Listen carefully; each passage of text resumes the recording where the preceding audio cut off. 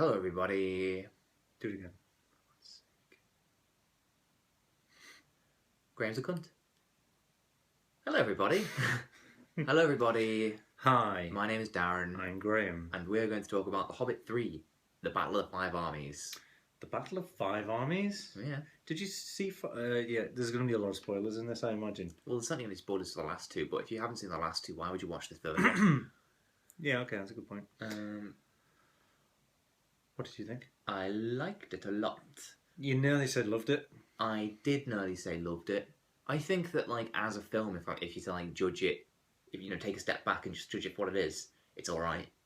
But I'm quite fond of these films. Yeah, so you've grown with the, you've learned what the characters are like over time. Well, not all of them. There's still a load of dwarves that basically haven't spoken. Yeah. I thought there was going to be a thing with Bomber, where he's going to have a Silent Bob moment, where he spoke at last and he said something insightful. But didn't. No. He just hasn't spoken for 3 films. Yeah. Well, no, yes. He hasn't? That's my wee lad, Gimli. No, that was Glowin that said that, not Bomber. Get your dwarves right. Jesus. Glowin. Yeah. Yes, I did like it a lot. I thought that its start was good, with the dragon destroying the town. We'll get on to that. Carry on. Why can't we just say that now? Okay. I found that good and bad. I liked the fact that the story was progressed with that as the beginning. However, as was said at the time when we watched it and stuff, why don't they just put that at the end of the second one and make a complete film? Yeah. But then it does push you onto the third film quite quickly and quite strongly. They could have done like a thing like in the Two Towers, where it could have the last one could have ended with him destroying the city, and then this one could have been about like it being rebuilt. But you can just summarise the last battle by showing the last dragon attack by showing it from a different angle, like with the beginning of Two Towers, where you see Gandalf falling down the Balrogy thing. Yeah, okay. Just if you want to remake it one day, that's a suggestion. Yeah. So yeah, I really liked it. I liked the way Thorin went a bit mad. He went a bit too mad. I've never properly liked him as a character. I mean, point. yeah, I know that's the point. He's got like the family curse and all this. Well, I think he's kind of like a precursor to Boromir, the way he gets kind of seduced by the ring, and also obviously him and that gold is a sort of shadow of what's going to happen to anyone who touches the ring, like Bilbo. Human. What's wrong with that? Why doesn't Bilbo get as? I mean, obviously he does. He hacks up that little horrible. In the second one, he hacks up that little baby spider thing. Yeah. But he doesn't get quite as taken over by the ring as other people do. Like the ring is biding its time. Well, I thought that like the ring seems to be sentient and stuff like that. It's obviously it has a will of its own. It's being channeled and stuff like that. But and obviously Sauron's not up to his full strength yet and stuff like that in the Hobbit. No, but that was one of my favourite bits of this film when Saruman, when Gandalf was in a cage, and so Agent Smith. Christopher Lee and Kate Blanchett turned up and had a smackdown. With some ghosts. Obviously, it's a double for Christopher Lee, considering he can't really walk these days. You'd never see his face once, I don't no, think. It's always, the wig is always in his face. But yeah, Christopher Lee has a massive sort of stick fight. Yeah, he does. It's really cool. I really liked it. I thought if he dies now, which I don't want him to, at least he's had a last hurrah, a last moment of glory on the big screen. Yeah. What were you saying? It was I can't remember. I was just saying how Sauron wasn't to his full strength, so hence why I guess the ring's power might not be quite as... I liked all the little bridges between these films and the Lord of the Rings, so like Saruman going like, I should with Sauron. Things like that. And the trolls and stuff in the first one. And the trolls and stuff in the first one. Yeah, the trolls turn into stone. Yeah, the way that you see those stone trolls in the Lord of the Rings. Yeah, that's good. It's good little nods to the... I really liked... I skipped the end. We'll talk about all the stuff, I'm sure, but I really, really, really, really loved the end. What happened at the end? Oh, yeah. Why? Why, specifically? I mean... I nearly cried. I think that if I hadn't been in company, there would have been a tear in my eye. Oh, dear. Which end? I mean... Well, there wasn't as many ends in this as there was in the Lord of the Rings. I know, but... The one where it cut back to Ian Home, and then it turned into the beginning of Well, yeah, I thought that was really good, because you could make a proper 6-film... Well, I think that was his intention, wasn't it? Yeah. 6-film marathon out of the trilogy, and they all neatly slot into the next, which is really good. Yeah, I think that now we've seen all 3, it's definitely not as good as the Lord of the Rings trilogy, the Hobbit trilogy. Yeah, there's for all the characters that you miss out on in the Hobbit, like because you're traveling with the dwarves Yeah. and you don't learn them all. But they learn still about kind them of all. take over Bilbo quite a lot of the time. Yeah. But in the the Lord of the Rings, then you've still got Aragorn, and they've all got their own little Yeah. worlds that you're kind of part of, and Yeah, you get to know it's them quite all, inclusive. Aragorn, Legolas, Yeah, Gimli, yeah, it is. all the different hobbits. Yes, I liked the Battle of the Five Armies, considering it was the entire film. Yeah.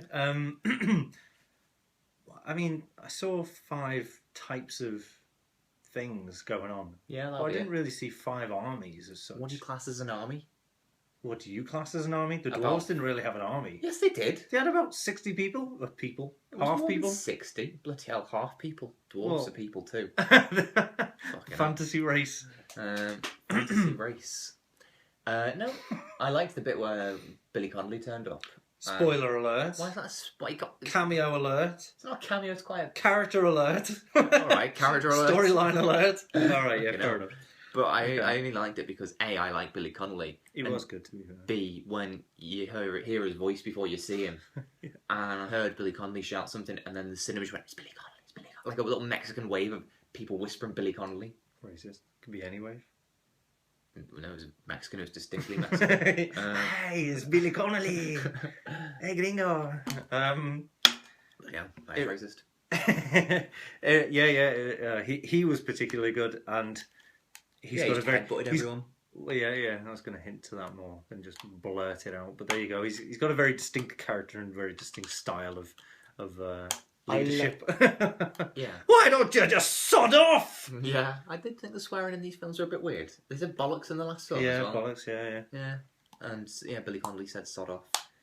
And I said, come on, which he says in his stand-up. It's like he's basically just himself. Yeah. He just dragged him onto set for a day. Yeah. Put a beard on him with teeth in. I like the way he rode a pig. Yeah, his war pig. Yeah, not the way the Prime Minister did in that Charlie Brooker thing, Black Mirror. Yeah. But and I like the way they rode like random animals. Like there's a elf riding a moose and some dwarves riding a sheep or It was goats. a ram, wasn't it? Yeah, it was like a mountain ram. It's a goat. Mountain goat. It was a mountain goat. But yeah, well, I really like that as well because in World of Warcraft the dwarves ride goats and rams, I should say. I don't know why. I honestly don't. I know we've mentioned it in 2 videos already. I honestly don't know why dwarves are allowed to be different species in everything. They just are because they are a different species. But they're they're not. They're not just short people. They are. They're not They are. in popular No, but fantasy. I know. In popular fantasy lore, Yeah. they do live underground. Yeah, but why? That's horrible. No, because that's what that's their But they that's just- they are experts. What's the difference Oh my between- god! What are you on about? What's the difference between a shh. dwarf and a dwarf in fantasy film, and a black person and a minstrel? One's just No, a that's really not the- offensive version of the other. That's not the point. No, it's not. Anyway, we've had this conversation No. twice now. I think but I think dwarves have kind of grown into the I would- popular mainstream Yeah, but that's not a good thing. pop culture. Just because we accept it That's doesn't mean we should. But they've changed to the point where they're not offensive anymore. But It's they not are. It's not a direct reference I to wouldn't- what they were It's originally not for you intended. to say, is it? Let's find Apart a from it, dwarf they've and got ask. thick skin. They've got like rock-like skin, and Mm. and they eat stones. I don't know. I'm thinking of. I think if there's any Gorons now. dwarves watching See, this, and let what us about know. Gorons in Zelda? What about Gorons in They're, Zelda? they're essentially dwarves. No, they're not. They're Gorons. big, That's yeah. you being offensive now. They live in mountains. They've got tough skin. Anyway, let's get back to the film. I don't Bloody hell. I don't know what else. The dwarf demographic is our biggest audience. So yeah, what did you like and dislike about the film? That we haven't already said What I dislike in the last few seconds. Yeah. What I dislike about these films, and it's not really something they can avoid, but the makeup of it's like in X-Men and stuff like that, where they try and make characters look younger just by packing on loads of makeup and smoothing over wrinkles and talking about? blemishes and stuff. Ian McKellen and Patrick I Stewart. don't And think they made Ian McKellen look much younger. I don't think he looks much older. I think Ian Holm maybe. And who did you say? what are you what? Oh, I'm you're talking talking about in about X-Men? X-Men. Yeah. Oh right, why are we talking about X-Men? I'm just saying, like that, they pack loads of makeup on. In the third one, That was CG in the X-Men third 3. one. was CG. Either way, it's the same effect. And like you've got Orlando Bloom and stuff like that, and he's not even an old. I mean, he's probably aging a bit now, but he just looked. I think that was just an elven look they were trying to give him. I don't think so. he's aged that He's much meant to since look then. younger, but in time with the. What do you think about Legolas being around? Because he wasn't in the books. Wasn't he? Not in the Hobbit, no. Oh right. So they shoehorned him in and invented Toriel. Well, I don't know. Do you think they shoehorned him in, or do you think? No, I think he fit in quite well actually, and it kind of. Even though you've got Gandalf and you've got Ian Holm coming up at the end. Gandalf and Ian Holm. yeah. I think the inclusion of Orlando Bloom, or what's his name, Legolas. I think I'm not sure. I like that he's in it, and he's good in it, and he does help the story and character. Yeah, it's his best kind of role, Legolas. Yeah. Because Legolas is confused by a lot of things like pain and negative feelings. He just. Yeah, that's true. He's confused by the blood under his nose in the second one. And I believe that Orlando Bloom can be confused by a lot of things. He looks the type. Yeah. A little soft kid. Yeah. So yeah. I think he worked. I think it worked. I thought that one thing that was quite anticlimactic was the stuff with the bear. Like, he was kind of set up in the first... Is this big, powerful thing that even Agog was afraid of? Who's Agog? The white...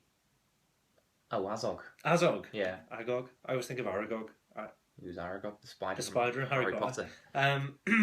What's his name, sorry? Azog. Azog. Azog. Andrew Zog. Yeah. I think... It's Amelia. That's why he's so angry. Amelia Zog. It's a lovely name, but I think, even Azog was afraid of the skin changer. I don't remember. Yeah, he was. I'm not saying you're right. He was, and it was a bit of a letdown. He was just kind of deflated at the end. It was almost like a cameo. It's like, oh, he's over there. Yeah. Oh, we'll remember him now, don't we? Yeah. Yeah, I was going to say something else, but I've forgotten. Don't. So I won't. Don't. No, it's fine. You already promised you wouldn't. Okay, I'll promise I won't. No, go on. I don't know what I was going to say. Fine, okay, well, we'll say goodbye then. Yes.